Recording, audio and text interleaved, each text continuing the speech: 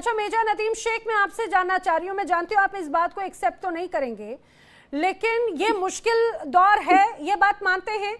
बलूचिस्तान में एक तरफ बड़े ऑपरेशंस को अंजाम दिया गया। देखिए जब जब अगर इस तरह से वहां पर अत्याचार बढ़ेगा तो लोग अब अपनी आवाज बुलंद करेंगे।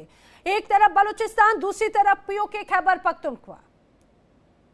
देखिए चैलेंजेस तो हैं, उसमें कोई शक नहीं है, और हमें चैलेंजेस को फेस करने में मजा आता है। अब वो नेशन है जो चैलेंजेस को फेस करते हैं। आप देखें कि इंडिया जैसा बड़ा चैलेंज हमारे सामने सर सीखना होता है, मुझे लगता है उसको सीख कर सुधारना होता है। हाँ तो वही बता रहा हूँ। आदत नहीं डालनी होती, आदत नहीं डालनी होती ना सर। सबसे बड़ा चैलेंज उन्होंने न्यूक्लियर का धमाका कर दिया जी। आप देखिए पाकिस्तान जैसा मुल्क दुनिया में, हमने न्यूक्लियर की रिस्पांस दे दी, बैलिस्टिक्स के क्या बैलिस्टिक कर दिया, क्रूज तो अल्हम्दुलिल्लाह हर चीज में रिस्पांस किया है।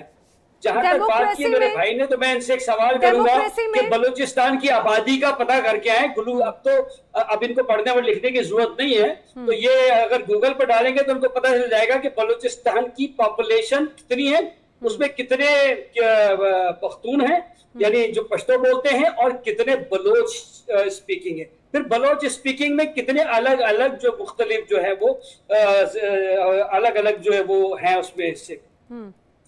फिर आपने बात की कि जी आप बोला आपकी ख्वाहिश है, तो ऐसी तो पता नहीं कितनी ख्वाहिश नहीं है, ऐसी कितनी ख्वाहिश। जुबान कोई भी हो, लेकिन सबकी पीड़ा तो एक ही है ना, पाकिस्तान की सेना से प्रताड़ित तो है ना। जुबान कोई भी हो, बलूचिस्तान में हो सकता है 80% पश्तून बोलते हो, कोई भाषा बोलता हो। जी आपकी बात हो रही है जबान जो दी हुई, असल में जो बीएलए की बात कर रहा हूं मैं, बीएलए में पंजाबी नहीं है, बीएलए में केपी के पश्तून नहीं है, मैं उसकी बात कर रहा हूं। तो मैं डिफरेंशिएट कर रहा हूं, सर को लॉजिक से बात कर। दूसरी बात यह है कि सर ने बात की कि जनाब इन्हें ख्वाब देखा इन्होंने कि जी अगले उस पर जो है वो 15 अगस्त को जो है वो ऐसे हो जाएगा और वैसे बुलाएंगे, 12 को बुलाएंगे। ओ भाई उससे पहले तो 14 अगस्त आती है।